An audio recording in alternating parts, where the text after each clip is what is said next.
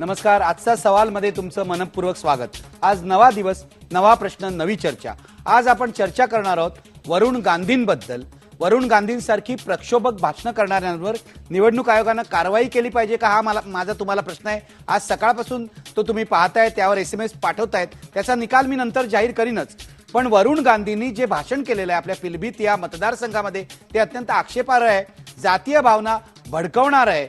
आणि अशा प्रकारचं भाषण नेहरू गांधी घराण्याच्या वारसदार बनवणाऱ्यांनी करावं ही एक धक्कादायक गोष्ट आहे. गेले 2 दिवस त्याच्या प्रतिक्रिया देशभर उमटलेल्या आहेत. आपण आज चर्चा करणार आहोत वरुण गांधींच्या या भाषणाबद्दल आणि एकूणच या भाषणाच्या निमित्ताने होणाऱ्या राजकारणाबद्दल. माझ्यासोबत आहेत नेहमीप्रमाणे नामवंत पाहुणे. माझ्यासोबत आहेत राष्ट्रवादी काँग्रेसचे नेते जितेंद्र आव्हाड. माझ्यासोबत आहेत भारतीय जनता पक्षाचे आमदार देवेंद्र फडणवीस आणि माझ्यासोबत आहेत सुरेश भटेवरा, दिल्लीहून पत्रकार आहेत. दिल्लीतलं राजकारण ते जवळून पाहतायत. मी चर्चेला सुरुवात करण्यापूर्वी वरुण गांधी सभेमध्ये नेमकं काय म्हणाले हे तुम्हाला ऐकवतो. अगर किसी गलत तत्व के आदमी ने हिंदुओं के ऊपर हाथ उठाया या हिंदुओं के ऊपर ये समझा कि ये कमजोर है, इनके पीछे कोई नहीं है, इनका कोई नेता नहीं है, इनके नेते हमारे जूते चाटते हमारे वोट के लिए, तो अगर किसी आदमी ने हिंदुओं के ऊपर हाथ उठाया, मैं गीता की कसम खा के कहता हूं, मैं उस हाथ को काट डालूंगा. मैं उस हात को काट डालूंगा असं वरुण गांधी म्हणाले. हे एकमेव भाषण नाही, अशी अनेक भाषणं त्यांनी आपल्या पिलभीत या मतदारसंघात केली. मी जातोय देवेंद्र फडणवीस यांच्याकडे. देवेंद्र फडणवीस, वरुण गांधी तुमच्या पक्षाचे नेते आहेत, महाराष्ट्रातही प्रचारासाठी येऊन गेलेले आहेत. काय म्हणणं आहे तुमचं त्यांच्या या वक्तव्याबद्दल? नाही, 2 गोष्टी याच्यामध्ये मला म्हणायच्या आहेत. एक तर ज्या शब्दांचा वापर झालेला आहे किंवा जो दिसतोय वापर झालेला, we don't buy that philosophy, ते आम्ही एंडोर्स करत नाही. भाजप ते शब्द कधीही वापरत नाही. मात्र याच वेळी वरुण गांधी यांनी स्पष्टपणे सांगितलेलं आहे की माझी जी सीडी आहे ती डॉक्टर केलेली सीडी आहे, याच्यामध्ये काही शब्दांचा बदल केलेला आहे. आणि हे आपल्या इथे घडलंय. कॅश फॉर वोट्सच्या वेळेस उमा भारतीजींनी देखील एक सीडी रिलीज केली होती आणि संध्याकाळी ती सीडी फेक आहे हे लक्षात आलं होतं. संजय जोशींच्या बाबतीत एक सीडी रिलीज झाली होती आणि हैदराबादच्या लॅबॉरेटरीने ही सीडी फेक आहे हे सांगितलेलं होतं. आणि म्हणून आज तरी या संदर्भात जे शब्द वापरलेले आहेत त्या शब्दांना आम्ही एंडोर्स करत नाही. मात्र वरुण गांधींनी ते शब्द वापरले आहेत की नाही याचा अद्यापही नीट खुलासा झालेला नाही. जितेंद्र आव्हाड, काय म्हणणं आहे? भाजपची अधिकृत भूमिका आहे. आता देवेंद्र फडणवीस जे म्हणाले की याच्यातलं जे तत्वज्ञान आहे ते आम्हाला मान्य नाही आणि हे वरुण गांधींचे शब्द आहेत की नाही याविषयी शंका आहे. तुमचं काय म्हणणं आहे? मला एकंदरच म्हणजे भाजपच्या भूमिकेबद्दलच बोलायचं आहे की भाजपची भूमिका काय आहे नेमकी. म्हणून मी नेहमी सांगतो की हे जे धर्मांध आहेत हे नेहमी इतिहासाची पार्श्वभूमी विसरून टाका, ते लक्षात ठेवू नका. अरे मोदी काय बोलतायत, गोळवळकर गुरुजी तुम्हाला काय सांगून गेले हे कधीतरी विचारात घ्याल की नाही. चला आपण वरुण गांधींचं विसरून जाऊ, पण जे गोळवळकरांनी हेच सांगितलंय ना आपल्या बंच ऑफ थॉट्स म्हणजे विचारधने पुस्तक जे आहे त्याच्यामध्ये गोळवळकरांनी तुम्हाला हेच मार्गदर्शन करून ठेवलं. तुमचं असं म्हणणं आहे की वरुण गांधीची भाषणं हा संघ परिवाराच्या व्यापक विचारसरणीचा भाग आहे. तुम्ही नन्सना मारणार, तुम्ही दलितांवरती अत्याचार करणार, तुम्ही परप्रांतीय परधर्मीयांना मारणार, मुसलमानांना, हे काहीच नाही. हे जे तुम्ही वरुण गांधींचं दाखवताय ते काही नाही. मी अधिकृतरित्या मी प्रेसमध्ये नसल्यामुळे बोलू शकतो की त्यांनी शब्द वापरलाय कटवा. मुसलमान धर्मीयांना कटवा म्हणणारा हा भारतीय राजकारणातला नवीन रावण आज बीजेपीने तयार केला. फक्त त्याच्यातला भाग येत एवढाच आहे की बीजेपीतली काही नेते अंतर्मनात न बोलतात, काही मनात न बोलतात आणि वरुण गांधी मुखात न बोलला. ह्यांच्या जे ध्यानीमनी स्वप्नी आहे ते वरुण गांधींच्या मुखातनं बाहेर पडलं. देवेंद्र, तुम्ही उत्तर द्या. तुमच्यावर गंभीर आरोप केलाय जितेंद्र आव्हाडांनी. नाही, आव्हाडांनी गोळवलकर गुरुजी वाचलेले नाहीत. एखाद्या पुस्तकाचं नाव माहिती असलं म्हणजे काहीतरी कोणाच्या नावाने फेकून द्यायचं. गोळवलकर गुरुजींनी जे तत्वज्ञान मांडलेलं आहे ते इतकं मोठं तत्वज्ञान आहे, त्याची काय कल्पना आहे यांना. संघाच्या कुठल्याही विचारामध्ये कोणावर हमला करा असं कुठेही म्हटलेलं नाही. ज्या गांधीजींचं तत्व तुम्ही सांगता त्या गांधीजींनी संघाला भेट देऊन हे सांगितलं होतं की संघ अतिशय उत्तम कार्य करतोय आणि संघाच्या नावाने अनेक वेळा खडे फोडले ना तुम्ही सांगितलं गांधी हत्येमध्ये संघ होता, नाही निघाला ना संघ. तुम्ही 3-3 वेळा बंदी घातली, सुप्रीम कोर्टाने ती बंदी काढली. त्यामुळे उगीच खोटं बोलायचं आणि रेटून बोलायचं हा भारतीय जनता पक्षाचा विचार नाही. आमचं हिंदुत्व व्यापक आहे. आमच्या हिंदुत्वामध्ये मुसलमानांना जागा आहे, आमच्या हिंदुत्वामध्ये ख्रिश्चनांना जागा आहे. आमचं हिंदुत्व हे धर्माधिष्ठित नाही आहे, ते भारतीय जीवन पद्धतीवर आधारित आहे. भारतीय जीवन पद्धतीला जो मानतो तो हिंदू, हे मानणाऱ्यांपैकी आम्ही आहोत.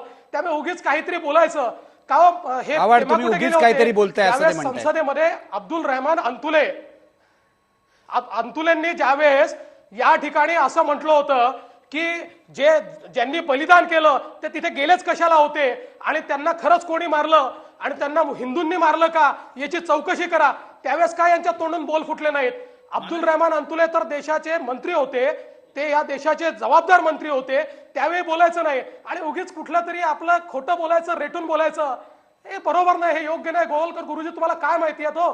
तुम्ही काय पाहिलं आवाड, तुम्हाला गोळवलकर विचारायचंय, गुरुजींचं? तुम्ही बोललं पाहिजे, उत्तर दिलं पाहिजे. नाही, फडणवीस चांगलं बोलले. गोळवळकर गुरुजींना खरंच मला वाचायचं पण नाही, त्यांच्याकडनं काय मला शिकायचं पण नाही. चातुर्वर्ण्य चांगलं आहे, तोच खरा मार्ग आहे हे सांगणारे गोळवळकर गुरुजी मला बिलकुल नको, मला जवळपास पण फिरकायचं नाही. दुसरी गोष्ट की आम्ही एवढेही कोडगे नाही की करकऱ्यांना आदल्या दिवशी तोंडावर थुंका त्यांच्या म्हणणाऱ्यांसारख्यांबरोबर राहायचं, त्यांच्या घरी जायचं आणि कोटी रुपये देतो असं सांगायचं, जसं काय करकऱ्याची घराणं लाचार होतं. अडवाणींसारखा ज्येष्ठ माणूस करकऱ्यांना तुम्ही चुकीचा मार्गाने जातात आणि चुकीचा तपास करतात हे बोलण्याचं धारिष्ट भाजपने दाखवलं. कोणाला सांगता तुम्ही? भारतीय लोक विसरत नसतात. इतिहासाच्या पार्श्वभूमीवर भारतीय समाज पुढे जातो हे कायम लक्षात ठेवा. गांधी हत्येत सहभागी नव्हतात, आम्हाला माहिती आहे तुम्ही गांधी हत्येत सहभागी नव्हतात, पण ज्या वल्लभभाई पटेलांचा फोटो आज मोदी मोठ्या बाजारात घेऊन फिरतोय आणि मी दुसरा वल्लभभाई असं म्हणतोय, त्या वल्लभभाई पटेलांनी काय सांगितलेलं तुमच्याबद्दल? गोळवळकर गुरुजींनी त्यांना पत्र दिलं, श्यामाप्रसाद मुखर्जींनी पत्र दिलं आणि विचारलं की तुम्ही ही बंदी का घातलीत? तेव्हा वल्लभभाई पटेल म्हणाले की मला हे मान्य आहे संघ परिवाराने हत्या केली नाही, पण या हत्याची एकंदर पार्श्वभूमी लक्षात घेतल्यानंतर, या हत्यामागचा विचार लक्षात गेल्यानंतर तुम्ही जो प्रचार आणि प्रसार विचारांचा केला त्याच्यातच नथुराम पैदा झाला आणि त्यामुळे ही बंदी मी घातली आणि ह्या बंदीचा मी पुरस्कर्ता आहे हे वल्लभभाई पटेलांनी सांगितलं. त्याच वल्लभभाई पटेलांचा फोटो आज तुम्ही गुजरातच्या निवडणुकांमध्ये मोदींच्या बाजूला लावता. कोणाला सांगताय तुम्ही सगळं? देवेंद्र, तुम्हाला उत्तर द्यायचं असणार मला माहिती आहे, पण मी या सगळ्या इतिहासाशी जोडून पुन्हा वर्तमानात आणतोय. मला तुम्हाला हाही प्रश्न विचारायचा आहे की वरुण गांधींचा जो विचार आहे तो मान्य नाही असं तुम्ही आता म्हणालात. तुम्ही आव्हाडांना उत्तर द्या, पण मला तुम्हाला विचारायचं आहे, मग वरुण गांधी अजून तुमच्या पक्षाचे अधिकृत उमेदवार कसे? संघाने केलेलं कार्य हे उत्तम आहे. डॉक्टर बाबासाहेब आंबेडकर संघामध्ये गेले, त्यांनी सांगितलं की जात प्रथा उच्चाटना करता संघाने केलेलं कार्य मोठं आहे. नाही, देवेंद्र, ही सगळी वादग्रस्त विधानं आहेत, ही आपण बाजूला ठेवूया. गांधी आंबेडकर संघाने वेळोवेळी वापरलेले आहेत आणि ते कशा प्रकारे वापरले ते महाराष्ट्राला माहिती आहे, त्यामुळे त्यावर चर्चा नको. मी वरुण गांधी बद्दल विचारतोय, वरुणला तुम्ही अजून पक्षातून काढून कसं टाकलं नाही, त्याच्यावर कारवाई कशी केलेली नाही? तरी माहिती आहे का काय?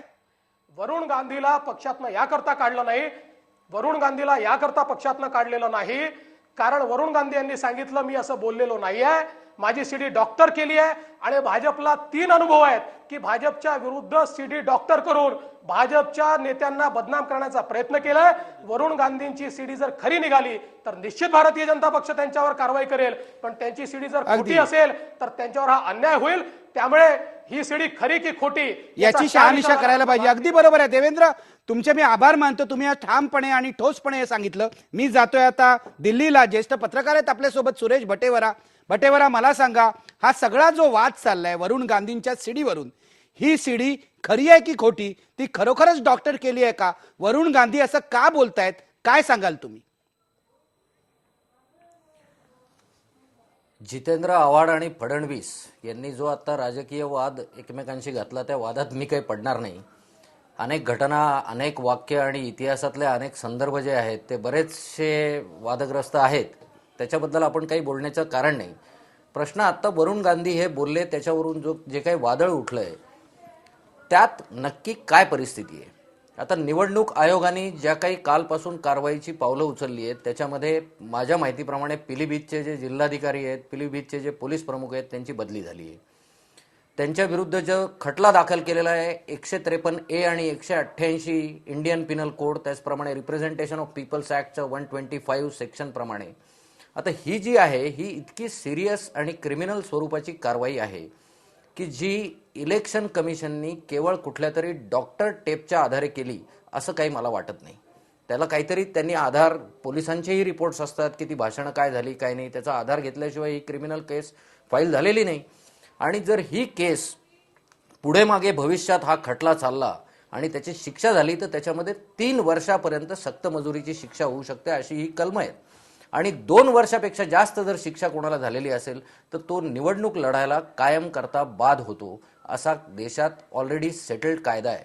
प्रश्न असा आहे की या सगळ्या सिच्युएशनमध्ये सगळा गदारोळ, फडणवीस काय म्हणतात, दिल्लीला व्यंकय्या नायडू काय म्हणतात, आज बीजेपीच्या ब्रीफिंगमध्ये रविशंकर प्रसादांनी स्वतःला डिसअसोसिएट केलंय वरुण गांधींच्या एकूण याच्यापासून, विधानांपासून, या सगळ्या गोष्टी पाहिल्यानंतर असं लक्षात येतं की याची शहानिशा व्हायला वेळ लागणार आहे. तोपर्यंत गॅलरी शो प्रत्येक पक्ष या विषयाचं करत राहणार आहे. मुद्दा असा आहे की अशा प्रकारचं विधान केलं गेलं पाहिजे का अशा निवडणुकीच्या याच्यामध्ये. तर मला जे वाटतं की वरुण गांधींच्या हातून हा नक्कीच राजकीय अपरिपक्वपणाचं दर्शन या निमित्ताने घडलेलं आहे. कारण बऱ्याच गोष्टी त्यांनी जितक्या डिनाय केल्या आहेत तशा त्या डिनाय करतानाच अप्रत्यक्षरित्या अनेक गोष्टी त्यांनी ॲक्सेप्ट पण केलेल्या आहेत की तिथे काय घडलं, पिलीभीतची सिच्युएशन काय होती वगैरे. सुरुवातीच्या कॉमेंटमध्ये मी इतकंच म्हणू इच्छितो की हा अपरिपक्वपणा होता. वय त्यांचं 29 आहे. गांधी घराण्याशी संबंधित असल्यामुळे देशभर चर्चेचा विषय झाला. पण गांधी घराण्यात वरुण गांधी फक्त 2 वर्ष होते. कारण 29 मार्च 1982 रोजी मनेका गांधी त्या घरातून बाहेर पडल्या. तेव्हापासून वरुण गांधींची नरिशमेंट ही एकट्या मनेका गांधींनी गांधी घराण्याच्या बाहेरच केलेली आहे. त्याच्यामुळे गांधी घराण्याशी पण याला जोडणं काही फारसं बरोबर नाही असं मला वाटतं. अगदी नेहरू गांधी घराण्याची वरुणला जोडणं आणि वरुणची पापं जवाहरलाल नेहरू किंवा इंदिरा गांधींवर टाकणं हे बरोबर होणार नाही असं सुरेश भटेरवाला मला म्हणतायत. अनेक विश्लेषक देशातले गेले 2 दिवस हेच सांगतायत. मी आता घेणार आहे एक ब्रेक, पण ब्रेक नंतर मला चर्चा करायची आहे वरुण गांधींवरून सुरू झालेल्या राजकारणाची. आज शिवसेनेने वरुण गांधींना पाठिंबा दिलाय, भाजप त्यांना डिसोन करतोय. आता पुन्हा एकदा यावरून शिवसेना भाजप यांच्यात जुंपणार आहे का हे मला आपल्या पाहुण्यांना विचारायचं आहे. इतर व्यापक प्रश्नाची चर्चा करायची आहे. पण घेऊया एक ब्रेक. ब्रेकपूर्वी आपला प्रश्न बघा, वरुण गांधींसारखी प्रक्षोभक भाषणं करणाऱ्यांवर निवडणूक आयोगानं कारवाई केली पाहिजे का? पडद्यावर बघा, नाही म्हणतायत 63% लोक. 63% लोक नाही म्हणतायत. वरुण गांधींचं भाषण प्रक्षोभक नाही असं या लोकांना म्हणायचं आहे का? हा माझ्या मनातला प्रश्न आहे.